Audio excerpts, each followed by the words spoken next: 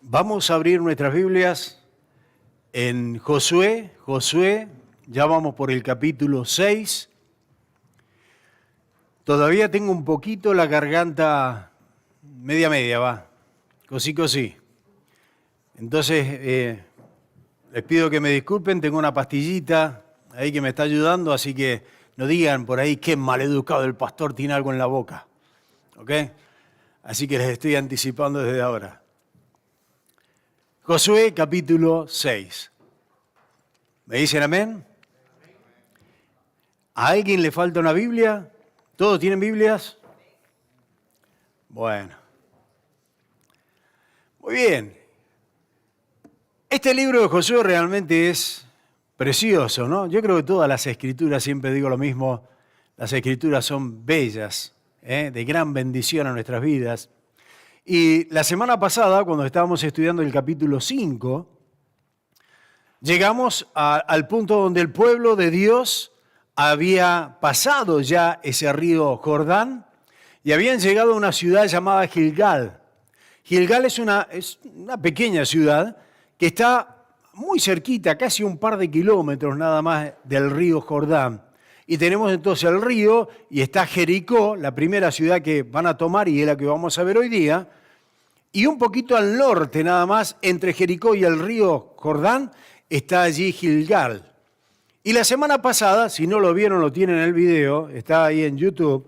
La semana pasada recordábamos que Gilgal es una ciudad que nos enseñó al menos 6 puntos importantes. Y el primero, que fue una ciudad para recordar, porque allí fue donde Dios le pidió que cada uno, un representante de cada tribu, de las 12 tribus de Israel, cargara una piedra del río, la llevara allí y hicieron un montículo. ¿Para qué? Para que cuando los hijos preguntaran a sus padres, ¿qué significa esto? Los padres tuvieron la oportunidad de decir, este es el Dios, nos recuerda al Dios poderoso, al Dios que abrió las aguas, que hizo que el pueblo pasara en seco. Y decíamos al mismo tiempo la responsabilidad que tenemos nosotros como papás de enseñarle a nuestros hijos esas maravillas que hace Dios, lo grande, lo fiel que es y poderoso que es nuestro Dios. Por el otro lado, Gilgal, apenas cruzaron, fue un lugar, entonces, como nos dice ahí, de compromiso, volver al compromiso con Dios. Apenas llegaron, apenas cruzaron, la primera orden del Señor es se tienen que circuncidar por segunda vez. No es que lo iban a hacer la misma persona 2 veces, lo explicábamos, sino que a través del desierto, cuando estuvieron esos tantos años en el desierto, la generación que nació en el desierto no fue circuncidada. Entonces lo primero que hace Dios es, cruzan, le da la tierra prometida, pero lo primero que tienen que hacer es consagrarse al Señor. También entonces Gilgal es un lugar donde se quitó el oprobio. Y decíamos donde Dios quitó el oprobio ya de Egipto, ¿no? Y así es también con nosotros, cuando nos acercamos al Señor con fe, Dios quita ese oprobio, Dios quita ese pecado. Ya no hay más pecado en nosotros. Dios nos limpia de todo pecado y de toda maldad cuando confesamos a Él. También Gilgal era un lugar de celebración, porque allí se celebró la primera Pascua en la tierra prometida, recordando entonces la liberación de Dios allí cuando lo sacó entonces de Egipto. Y también para nosotros es un tiempo de celebración. Después Gilgal es un lugar donde para confiar la providencia, porque apenas llegaron a Gilgal, ahí nomás el Señor le cortó lo que era la providencia del maná. ¿Se acuerdan que durante tantos años en el desierto Dios le proveyó de ese pan liviano todos los días? Bueno, apenas cruzaron, Dios le cortó con eso. Pero entonces ahora Dios le proveyó de los frutos de esa tierra que fluye leche y miel. Y entonces era un lugar donde ellos tenían que agradecer y confiar que así como Dios le había dado ese pan durante tantos años, Dios le daría el alimento en esa nueva tierra. Y para nosotros representa eso también, ¿no? El confiar en el Señor, en la providencia, en el cuidado de nuestro Dios. Y tercero, ya a modo de terminar con el repaso, Gilgal es un lugar de sometimiento, de renuncia y sometimiento. Y llegamos, que era cuando Josué ve ese ángel, y era una teofanía, es decir, era la presencia misma del Señor Jesucristo allí, que se presenta con una espada, y este hombre le dice al Señor, sin saber que era el Señor, por supuesto, le dice, ¿de qué lado estás? ¿De los nuestros o del lado de ellos? Ya estaba listo para pelear. Cuando él reconoce realmente, bueno, en el diálogo lo vimos, reconoce Dios, el Señor se identifica, este hombre lo primero que hace es humillarse y se arroja a los pies del Señor. Y eso es lo que tenemos que hacer nosotros, cada día, desde que nos levantamos hasta que nos acostamos, cada día, en la entrada y en la salida, someternos, humillarnos, renunciar al yo y ponerlo a nuestro Señor, como nuestro Señor y Salvador que es. Así que bueno, ahí a modo de repaso, el pueblo ya cruzó a esa tierra que Dios le había prometido a Abraham, a Isaac, a Jacobo, y nos dice en el capítulo 6 de la toma de Jericó, y un capítulo que uno por ahí puede costar un poquito difícil, en un sentido de cuando uno ve la muerte y tantas muertes porque terminaron con todos los habitantes allí. Pero lo que necesitamos, ya vamos a aclarar eso, pero lo que necesitamos entender es cuál es el carácter del Dios a quien nosotros servimos. Y entonces hoy día vamos a leer bastante. Josué, capítulo 6, versículo 1 al 5, nos dice, ahora Jericó estaba cerrada, bien cerrada, a causa de los hijos de Israel. Nadie entraba ni salía.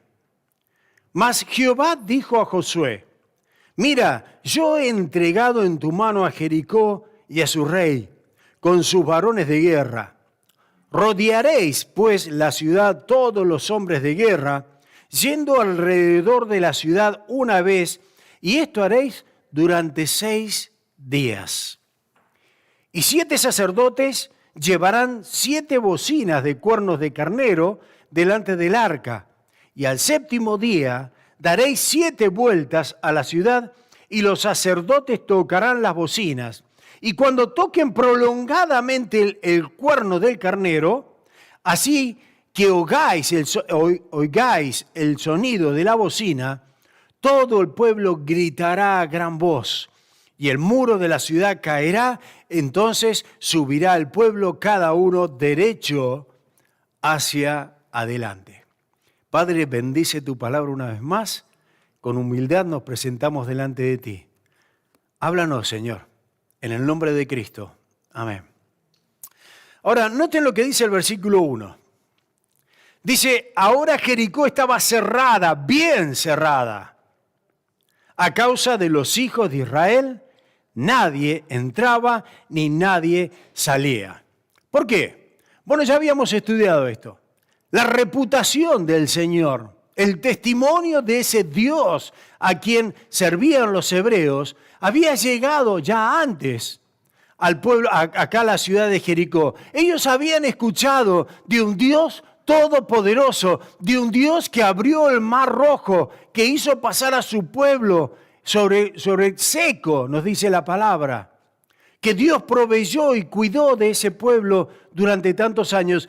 Este pueblo de Jericó, esta ciudad de Jericó, había escuchado perfectamente que ese era el Dios de dioses, como dice el Dios de los dioses, el Dios del cielo y de la tierra. Dice Rab, y ya vamos a ver un poquito eso más adelante. Por el otro lado, cuando llegamos a Jericó, esta es la ciudad más antigua del mundo. Según los estudios que han hecho, es la ciudad más antigua, continuamente ocupada, la ciudad de Jericó. Pero nos hablan de que hicieron muchas excavaciones en los años 30, en los años 50 y también en los años de 1997 por arqueólogos alemanes y británicos, y determinaron que la ciudad de Jericó, y esto es muy interesante para que lo entiendan, la ciudad de Jericó tenía un doble muro. Han descubierto que no era solamente un muro, sino que era un doble muro. Ahora si me lo ponen en la pantalla, hay más o menos así, para que lo entiendan. Entonces la primera parte del muro era más o menos unos 4 metros de altura. Y de ahí nace entonces el terraplén, si se quiere. Desde el terraplén, o de la parte del top de los 4 metros, para arriba eran casi 7 metros más. Es decir, que lo que nosotros vemos, ese muro, está más o menos a 10 metros, 10, 11 metros. Estamos hablando de 30, 33 pies de altura. Bueno, no sé cuánto tiene esto, pero está bien alto lo que nos dice allí, ¿eh? Ahora, y tenía ese primer muro de abajo, tenía más o menos 2,5 metros de espesor. ¿Ok? Y ahora vamos a ir entendiendo cómo es que ellos podían tener casas ahí. ¿Se acuerdan que decíamos que vivían sobre el muro? Y algunos piensan que vivían arriba del muro ahí, ¿cierto? Cuidado, no te vas a caer, ¿no? Pero no es así. Estos arqueólogos también han descubierto que dentro de esa zona, a ver si me ponen la otra imagen, por favor. Ahí tienen una imagen muy borrosa, ¿cierto?, de lo que son los dos muros. La parte de adentro, creo que hay otra foto que tal vez está un poquito mejor, ahí desde arriba. La parte de adentro era lo que se conocía como la ciudad propiamente dicha, ¿cierto? Lo que está ahí en blanco. Eso era donde vivía la gente bien.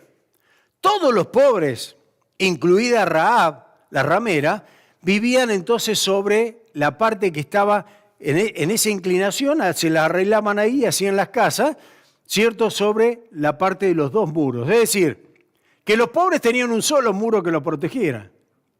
Mientras los ricos, o el pueblo en sí, la parte principal, tenía entonces 2 muros que ellos lo protegían.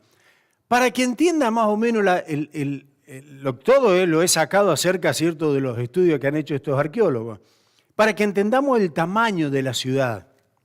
El tamaño de la ciudad no es una cosa tan extensa como uno por ahí llega a pensar, pero estamos hablando de más o menos dentro, la parte de adentro, la parte blanca donde estaba la mayoría de la gente viviendo, más o menos son 3 hectáreas. 3 hectáreas, estamos hablando de 3 cuadras por una, ¿cierto? Eso son 3 hectáreas. Una hectárea es 100 por 100. Eso es una hectárea. Estamos hablando de 2,5, 3 bloques, o block, como decimos acá, la parte de adentro. La parte de afuera, la parte de los pobres, más o menos una hectárea y media. Así que toda la ciudad, digamos del muros de externos, toda la ciudad ocupaba más o menos 5 hectáreas. 5 bloques, 5 cuadras, si se quiere. Entonces, más o menos también sacaron la cuenta, por los estudios, no vamos a estar analizando todo eso, pero las casas en la parte donde vivían los pobres, ¿se acuerdan que Rahab tenía la casa sobre el muro, nos dice las escrituras? Ahora, ¿qué pasa? Las casas no eran casas como la de ahora, por supuesto. Las casas eran simplemente un cuarto, un solo cuarto, y ahí tenían todo. Y entonces compartían, aparte de compartir el muro, compartían la pared de este lado con un vecino, es como un townhouse. Es más o menos la misma idea, ¿cierto?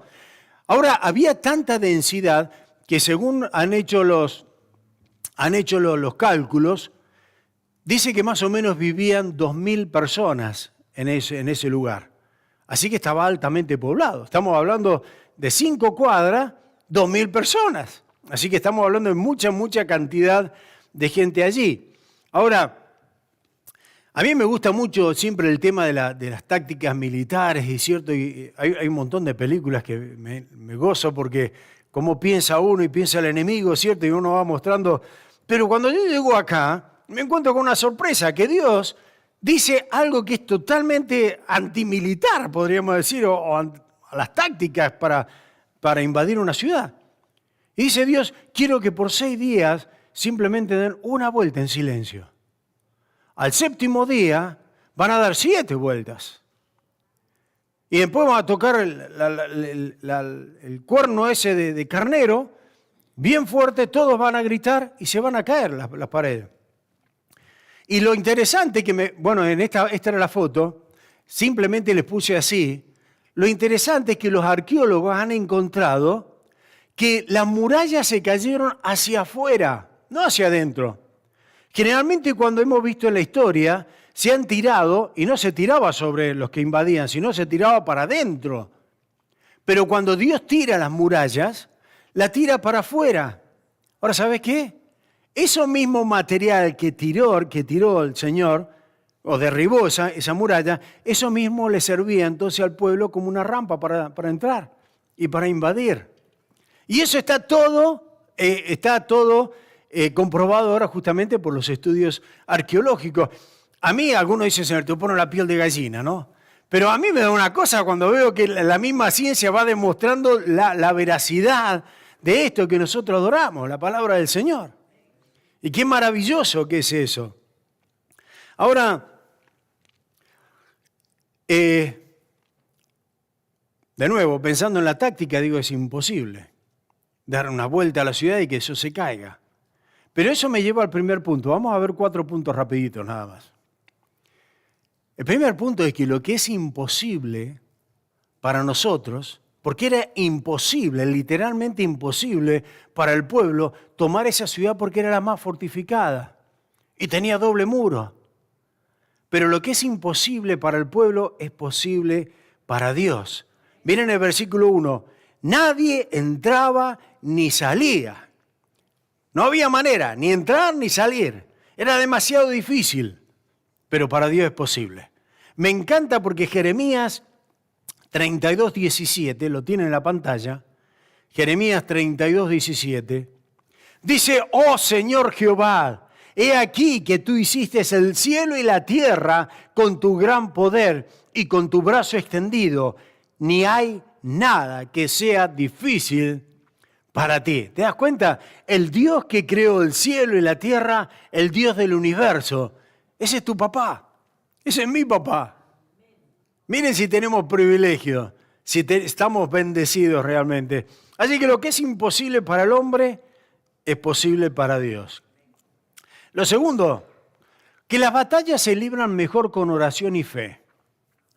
Las batallas se libran mejor con oración y fe. Esta campaña militar no es la típica campaña de guerra, como les digo, marchando alrededor de la ciudad. Pero uno puede decir, y de repente Dios dice, ok, ahora griten, y griten con fuerza, y de repente se cae. No fue un terremoto que se cayó, ¿cierto? O por las vibraciones de los gritos, por supuesto que no. Fue el poder del Señor. Pero uno puede decir, ¿puede pasar eso? ¿Realmente puede pasar eso? Y sabe que muchas veces, lamentablemente, cuando oramos al Señor, y muchas veces pasamos por alguna circunstancia, ¿realmente hará sentido que le pida al Señor? ¿Hará sentido que tenga fe en el Señor? Bueno, por supuesto. ¿Qué es lo que hace el Señor acá? Bueno, muestra justamente su poder. Y sabes que esto me enseña mucho, querido hermano, porque me enseña cada día a depender más de Dios. ¿Por qué te digo eso? Bueno, porque Dios usó un método que no era convencional. Pero el pueblo obedeció a Dios y Dios hizo la obra. Dios hace la obra, no nosotros.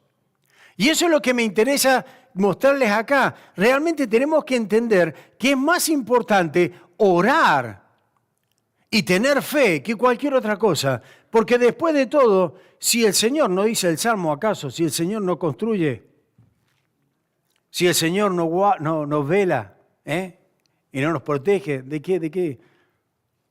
No se los digo todo el versículo, pero saben a qué me refiero, ¿no? Ah, muy bien. Y pensaba, hay situaciones en nuestra vida cuando vemos que es un imposible. Pero qué bueno que es poder orarle al Señor, tener fe y ver cómo el Señor, el Dios de lo imposible, hace las cosas posibles. Acá el pueblo tal vez podría de una u otra manera, si el pueblo hubiese tomado por su propia fuerza, no hubiese visto la gloria de Dios. Dios permite eso e hizo eso, justamente para mostrarle al pueblo la gloria de Él, el poder que Dios tiene. Y yo pienso cuántas veces, y tal vez alguno de ustedes está pasando por alguna circunstancia, está pasando por un cierto momento donde uno dice, no tengo salida, no hay salida, acá se me acabaron todo. Mira, el Dios de lo imposible hace posible las cosas. Y tenemos un Dios que tenemos que confiar plenamente en el Señor y Él hará la obra. Tenemos que depender plenamente del Señor.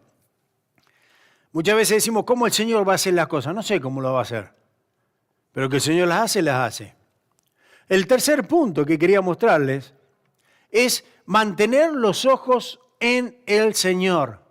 Mantener los ojos, bueno, dice Hebreo, ¿no? Puestos los ojos en el autor y consumador de la fe. Poner los ojos en el Señor. Mira, no era algo común que durante las campañas usaran el arca. ¿Se acuerdan el arca del pacto? Bueno, el otro día la estuvimos viendo, ahí tienen, eso era una caja de madera de acacia, revestida todo con oro, la tapa, llamada el propiciatorio, con los dos querubines unidos así, y eso tenía 3 elementos de la historia de Israel. La vara de Aarón, que reverdeció, las tablas de la ley, y teníamos el maná también, estaban allí. ¿Y qué representaba esa caja? Era una caja no muy grande, 111, estamos hablando de una, déjenme ver, 50, sí, más o menos así la caja, 111 centímetros de largo por sus 67 centímetros de ancho y 67 centímetros de alto. Ya no era muy grande. Y tenía así esas argollas donde se pasaban esa barra y después en la otra foto van a ver cómo ellos la cargaban así. La tenían que poner sobre sus hombros. Ahora no podían tocarla, porque el que tocaba el arca moría irremisiblemente. Y eso es lo que nos dice entonces las Escrituras. Ahora, me llama la atención porque una de las cosas que hace el Señor, le dice, ok, vayan, van los sacerdotes y va el arca detrás y detrás va el ejército y todo el pueblo, dando esas vueltas a través de Jericó o alrededor de Jericó. ¿Por qué va ahí? Para que toda la mirada estuviera puesta en el Señor. Cuando vamos nosotros a tomar cualquier decisión, nuestra mirada primero tiene que estar en el Señor. Cuando pasamos cualquier circunstancia adversa, nuestra mirada no tienes que mirar la circunstancia, mira al Señor. Es el Señor en quien tenemos que concentrarnos. En el Señor en quien tenemos que poner nuestra vista, nuestra atención, no en la circunstancia, en el Dios vivo y poderoso que tenemos. Y la cuarta instrucción es de adorar mientras esperamos en el Señor. Él le dice, el 7º día van a gritar, y van a gritar fuerte. Y acá las mujeres están en problemas. Porque el Señor le dice, van a tener que guardar silencio los 6 días. No el 6 días completo, ojo. Sino cuando den la vuelta, tienen que guardar silencio. Ahora estamos hablando de 2 millones y pico, 3 millones de personas, ¿o no? Era mucha gente. ¿Se imaginan en ese pedacito que son 5 cuadras? No es tanto. Pero el Señor les da las instrucciones. Tienen que guardar silencio. Ahora, nosotros no guardamos silencio y somos un puñadito.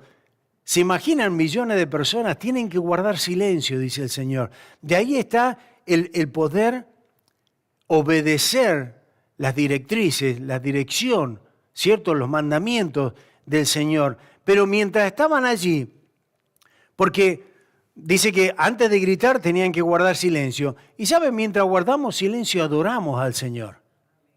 Adoramos al Señor. Y adoramos al Señor antes de tener victoria, no después de la victoria. Adoramos al Señor antes de tener victoria y adoramos al Señor por su fidelidad. Pero adoramos al Señor después de tener la victoria por agradecimiento también de la obra que el Señor ha hecho. ¿Recuerdan en Hechos capítulo 16? No lo busquen, simplemente se van a acordar. Tenemos en Hechos 16 el caso de Pablo y Silas. Y estos 2 hombres, dice que estaban en la cárcel Y ojo, cuando habla de la cárcel, era como unos pozos que tenían así para adentro, estaban enterrados ahí abajo, y los ponían en una posición con los cepos, ¿cierto? Con las cadenas y con las piernas abiertas, y lo ponían así. No era una posición fácil, y lo estaban ahí sacrificando.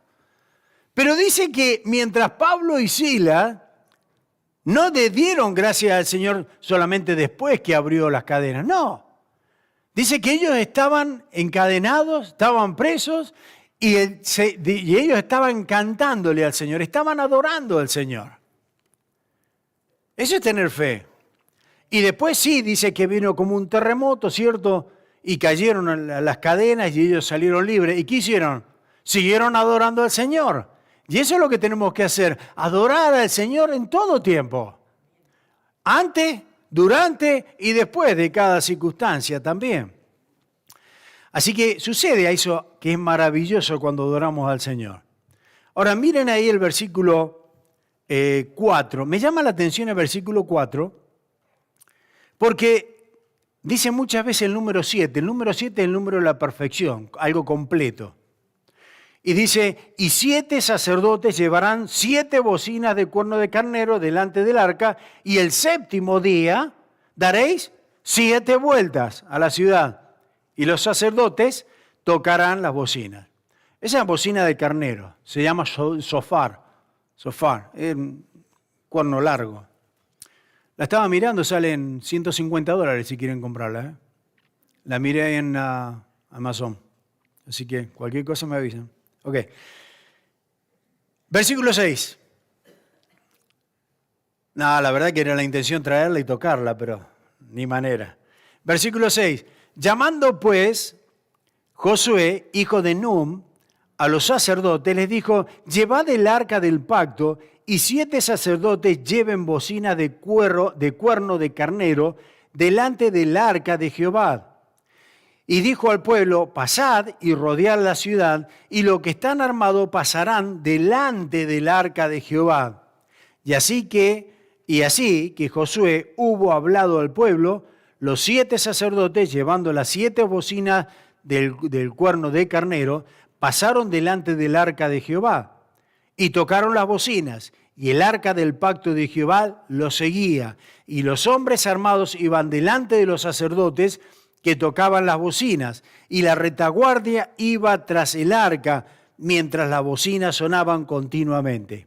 Y Josué mandó al pueblo diciendo, vosotros no gritaréis, ni se oirá vuestra voz, ni saldrá palabra de vuestra boca, hasta el día que yo diga gritad, entonces gritaréis. Quiero que guarden silencio, dice acá él. Ahora me pregunto cuántos de ellos le habrá costado realmente guardar silencio, ¿no? Tantas personas allí. Versículo 11. Así que él hizo que el arca de Jehová diera una vuelta, alrededor de la ciudad y volvieron luego al campamento y pasaron la noche. Y Josué se levantó de mañana, y los sacerdotes tomaron el arca de Jehová.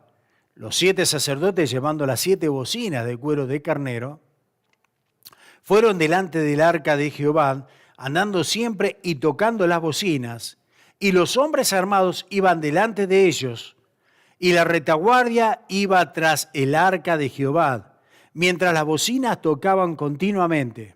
Así dieron otra vuelta a la ciudad el segundo día y volvieron al campamento, y de esa manera hicieron durante 6 días. Miren el orden de Dios.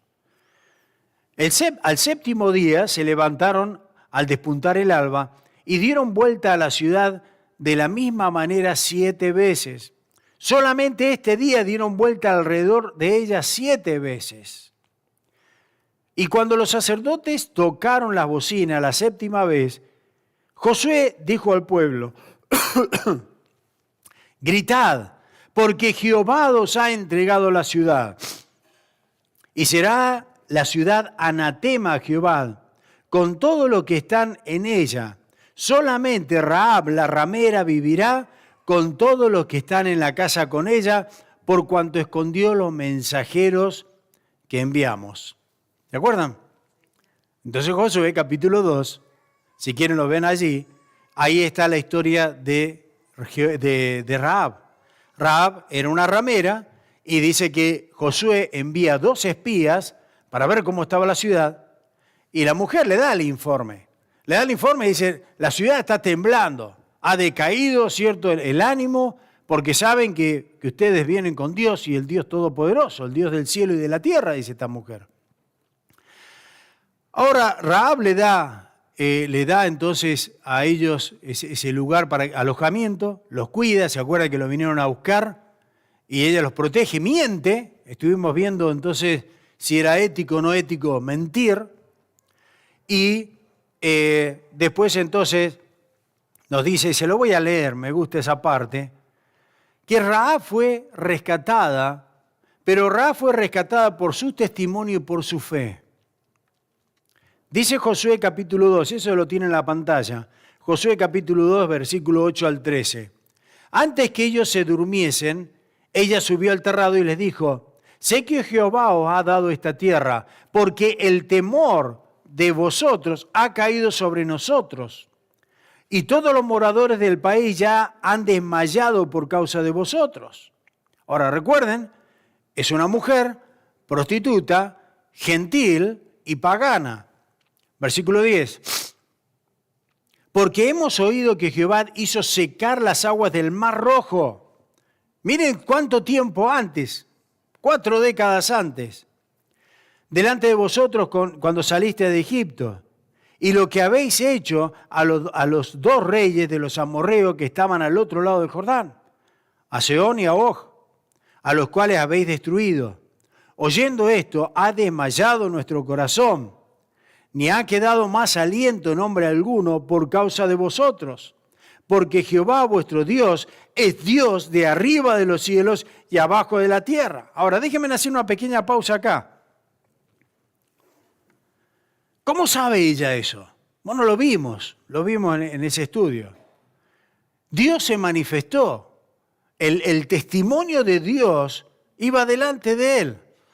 Pero la mujer se salva porque ella hace una asombrosa declaración de fe. Agrega en el versículo 12, os ruego pues ahora que me juréis por Jehová, que como he hecho misericordia con vosotros, así lo haréis vosotros con la casa de mi padre, de la cual me daréis una señal segura, que salvaréis la vida de mi padre y mi madre y a mis hermanos y hermanas y a todo lo que es suyo, y que os libraréis nuestras vidas de la muerte. Ahora vuelvan al capítulo 6.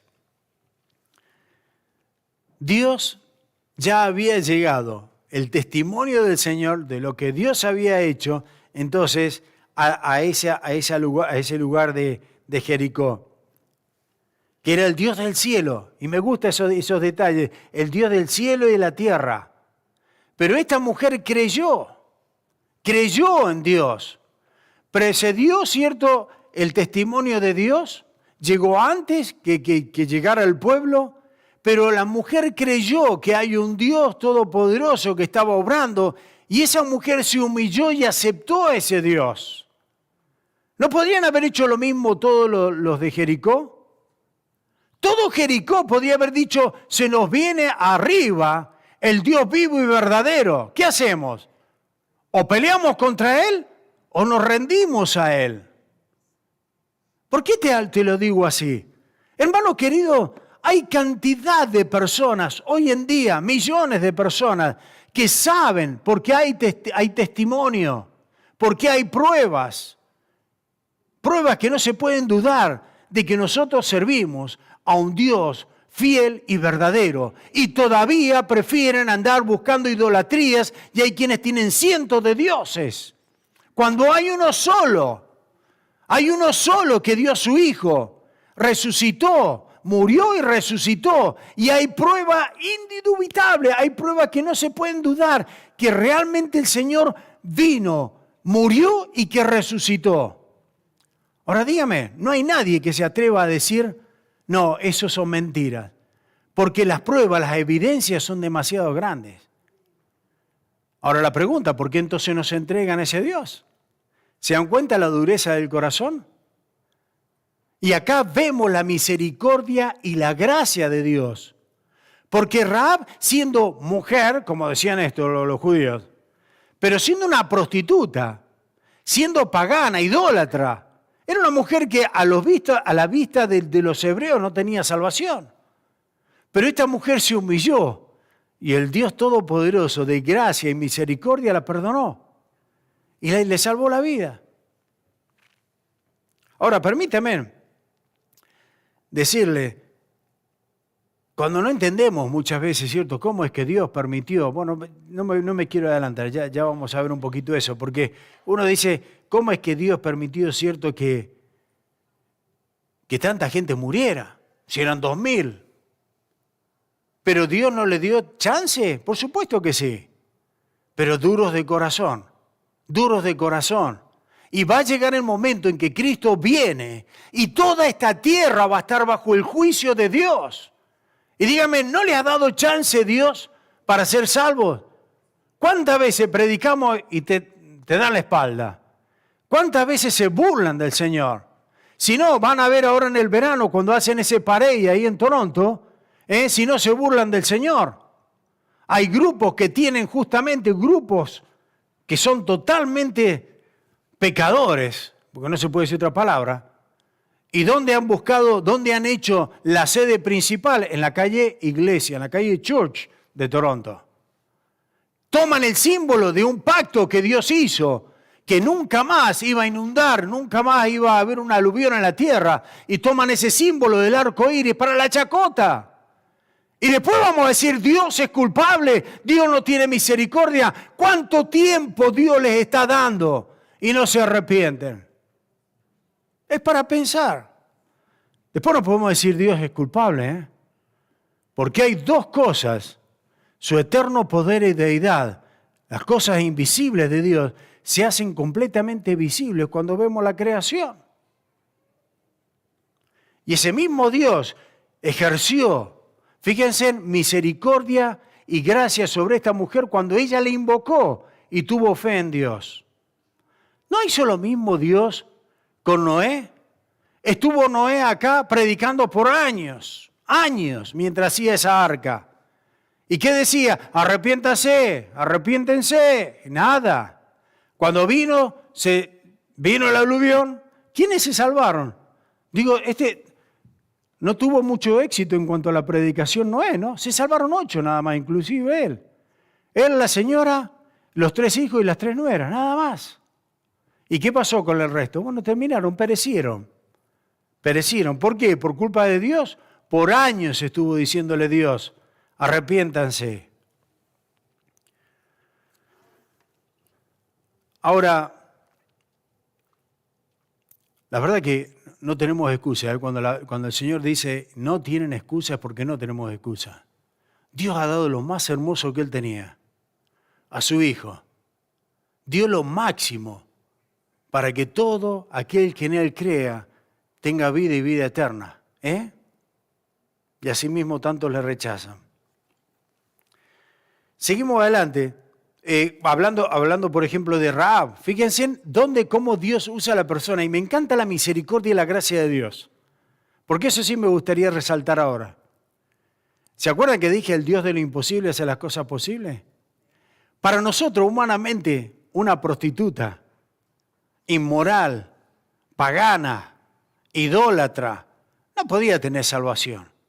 Pero esa mujer que uno la mira y tantas veces podemos ver algunas por la calle, ¿cierto? Y uno mirándola con desprecio a esa persona se arrepintió, Rahab se arrepintió y Dios la perdonó. Y la historia de Rahab no queda ahí, Vayan conmigo a Mateo capítulo 1. Y vamos a ver cómo Dios levanta a la persona. Cuando tú invocas el nombre del Señor, tú eres fiel al Señor, cree en el Señor, Dios te va a exaltar también. Mire hasta tal punto que 3 veces aparece Rahab en el Nuevo Testamento. 3 veces aparece el nombre de esta mujer. La primera, nada más ni nada menos que en la genealogía de nuestro Señor Jesucristo. Dice Mateo 1, del 1 al 6, libro de la genealogía de Jesucristo, hijo de David, hijo de Abraham. Y escuche, Abraham engendró a Isaac, Isaac a Jacobo y Jacobo a Judá, uno de los 12, ¿cierto? Y a sus hermanos. Judá engendró a Tamar, a Fares y a Sara. Fares a Esrom y Esrom a Aram. Aram engendró a Aminabad a Naasón y Naasón a Salmón. ¿Ok? Ahora preste atención acá. Salmón engendró de Rahab, de esta ramera, a Boz. Y Boz engendró a Ruth a Obed, y Obed a Isaí. Isaí engendró al rey David, y el rey David engendró a Salomón, de los cuales de la que fue mujer de Urías. ¿Te das cuenta? Terminó siendo la tatarabuela de Abraham, de David, perdón. La tatarabuela. Una prostituta gentil pagana. Qué hermoso, ¿no? Cómo el Señor la levanta. Cómo el Señor usó a esa persona. Y sabes, no interesa cuán alejado estás del Señor o estés del Señor. No interesa cuán grande ha sido tu pecado.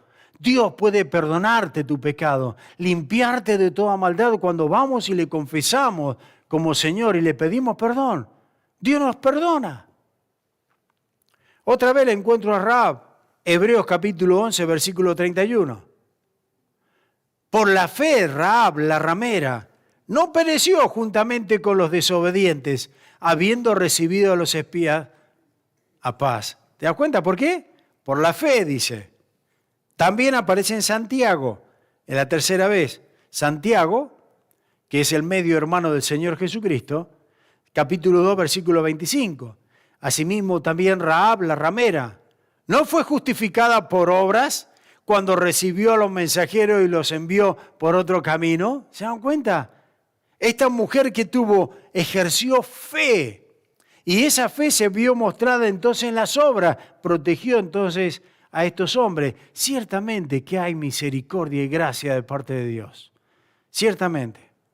Volvamos entonces al versículo 18 ahora, de Josué 6. Pero vosotros guardaos del anatema, y escuche, ni toquéis, ni toméis alguna cosa del anatema. No sea que hagáis anatema al campamento de Israel y lo turbéis. Mas toda la plata y el oro y los utensilios de bronce y de hierro serán consagrados a Dios y entren en el tesoro de Jehová. Ahora, dice el Señor, perdón, no toquen nada, solamente los metales prácticamente, el oro, la plata, cierto, el cobre y todo eso, eso sí, va a ser para los tesoros del Señor. Pero no toquen nada de lo que ellos tenían allí.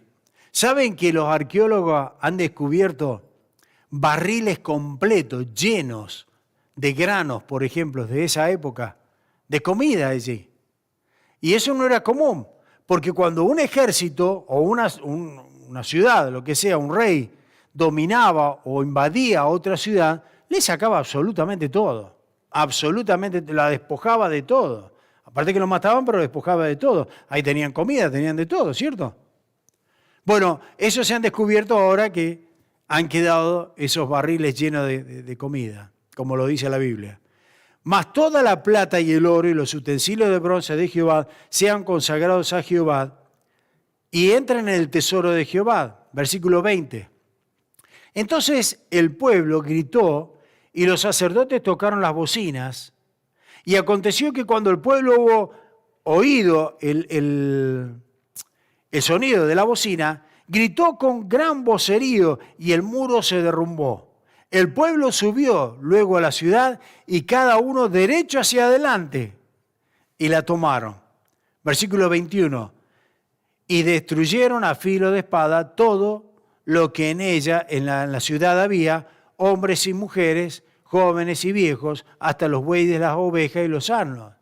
Mas Josué dijo a los hombres que habían reconocido la tierra: entrad en casa de la mujer ramera y hacedla salir de allí a la mujer y todo lo que fuere suyo, como lo juraste. Otro punto interesante. Me gusta porque hay mucho material en esto.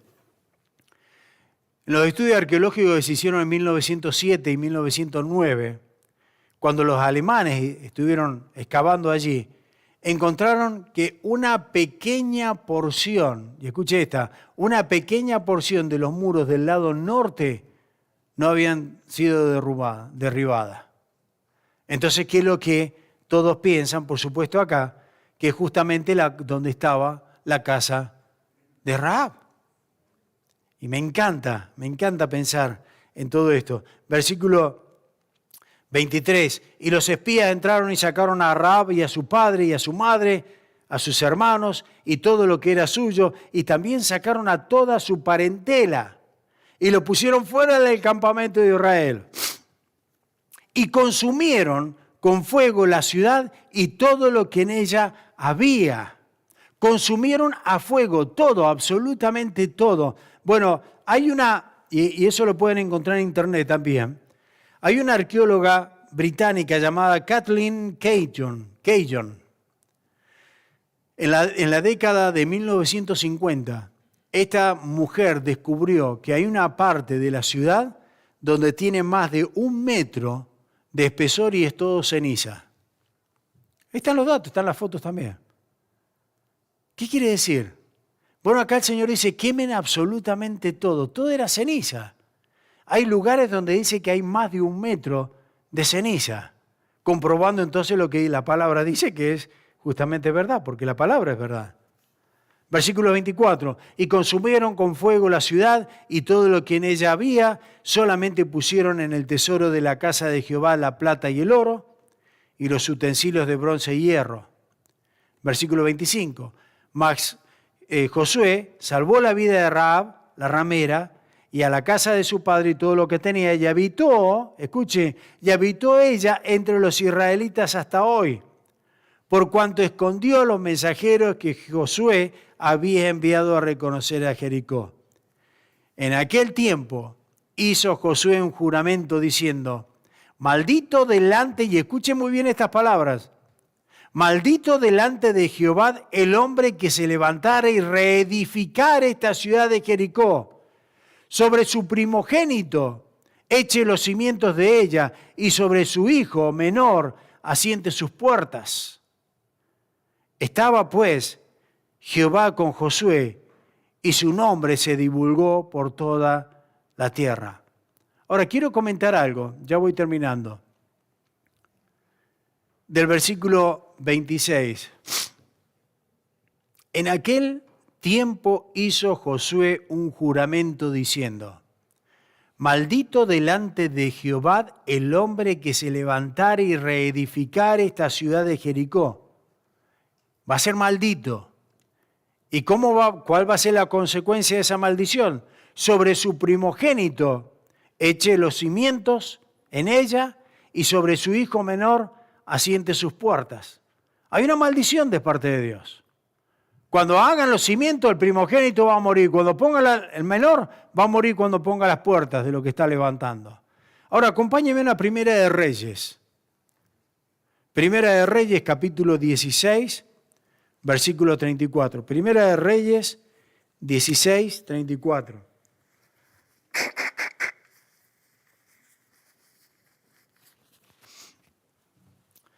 Dice la palabra del Señor así, Primera de Reyes 16:34. En su tiempo, y él, de Betel, reedificó ¿a quién? A Jericó. A precio de la vida de Abirán, su primogénito, echó el cimiento, y a precio de la vida de Segud, su hijo menor, puso sus puertas. ¿Conforme a qué? Conforme a la palabra que Jehová había hablado por Josué, hijo de Nun. ¿Qué les parece? ¿Es Dios fiel acaso? Por supuesto que sí. Lo que Josué pronunció sucedió. Dios no quería que se construyera la ciudad vieja. Es más, ahí quedó en ruinas. Ahora está la nueva Jericó, ¿cierto?, al lado. Pero ahí lo que me enseña entonces son muchas cosas. Pero tengo que cerrar, si no... Lo que me enseña es la fidelidad de Dios. Hermanos queridos, Dios no miente. Dios es fiel. Y lo que dice su palabra es lo que se cumple. Y dice la palabra que el Señor ya viene, en cualquier momento viene a buscarnos.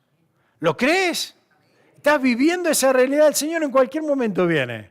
Tenemos que estar preparados. Pero por el otro lado, lo que veo es la gracia y la misericordia de Dios. Porque siendo un Dios tan grande, un Dios tan poderoso, un Dios eterno, nos ha dado a nosotros el camino para poder llegar a Él. Y es a través de Jesucristo. ¿A quiénes? Bueno, los que creen en Él.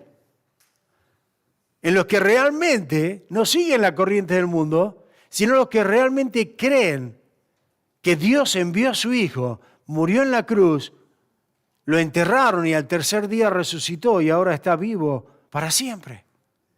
Cuando le pedimos perdón a Dios por nuestros pecados y cuando aceptamos ese regalo de Dios que es Cristo Jesús, dice el Señor, yo les doy vida y vida eterna. Espero que todos acá lo hayan hecho. Si hay alguien que todavía no lo ha hecho, pídale perdón al Señor con sus palabras de lo más profundo de su corazón, como hizo Rahab, que creyó en el Señor. Y seguro que Dios te da la vida eterna cuando nos arrepentimos a Él y le recibimos como Señor y Salvador. Padre eterno, gracias por tu palabra, gracias Señor porque en lo que pasó tantos años atrás, ahora en el tiempo moderno, Señor, los arqueólogos están descubriendo todo lo que tú dices de una manera increíble, Señor. Gracias porque sabemos que tu palabra es fiel y verdadera. Gracias porque sabemos que tú eres el Dios poderoso, eterno. También eres el Dios lleno de gracia y misericordia, que nos has dado salvación a través de tu Hijo. Padre, yo en una manera muy especial te suplico, Señor, que lo que estamos acá ninguno se pierda. Que cada uno de los que estemos acá entendamos esta palabra, que es cierta, que es verdadera, que no falla, que no miente, y que nos dice que hay un solo camino y es el Señor Jesucristo. Él mismo dice en Juan 14:6, yo soy el camino, la verdad y la vida. Nadie viene al Padre sino por mí. Y es cierto, yo te suplico, Señor, que los que estamos aquí todos seamos salvos. Y si hay alguien que escucha este mensaje o lo ve en días venideros, que pueda servir también para abrir su mente y su corazón a Cristo. Padre, ahora que vamos como familia tuya, vamos a compartir de estos elementos, del pan y de la copa, recordando una vez más ese sacrificio tuyo, Señor, en la cruz. Quiero, y de manera personal lo hacemos ahora, tomamos unos instantes, Señor, para pedirte perdón por nuestras faltas. Pedirte perdón, Señor, por nuestras debilidades. Pedirte perdón, Señor, por nuestras ofensas. Pedirte perdón, Señor, porque tantas veces pudiendo hacer el bien no lo hacemos. Cuando pudiendo ser de bendición a otra persona necesitada no lo hacemos. Pero gracias, Padre, porque tu palabra lo dice ahí en Juan, 1 de Juan 1:9, que si confesamos nuestros pecados, Señor, tú eres fiel y justo para perdonar nuestros pecados y limpiarnos de toda maldad. Por eso nos acercamos en este momento con temor y temblor a ti, Señor, pidiéndote perdón por nuestras faltas. Y de esa manera poder tomar entonces de estos elementos de una manera digna. Gracias, Padre, por tu Hijo Jesucristo. Gracias porque no escatimó el dejar de ser Dios y ese lugar de gloria para venir y humillarse y tomar forma de hombre, humillarse como un siervo y dar su vida, Señor. Eso es lo que recordamos en este momento, también por mandamiento tuyo, Señor. Y qué privilegio más grande para nosotros poder tomar de ese pan y de esa copa. Y de saber, Señor, que en cualquier momento vienes a buscarnos y vamos a estar ahora sí, allí en las huestes celestiales, celebrando una vez más la Santa Cena, pero ahora contigo. Gracias, Padre. Gracias por la esperanza. Gracias, Señor, por la vida eterna. Pido tu bendición para cada uno de mis hermanos y amigos. Lo hacemos todo en el nombre de Cristo Jesús.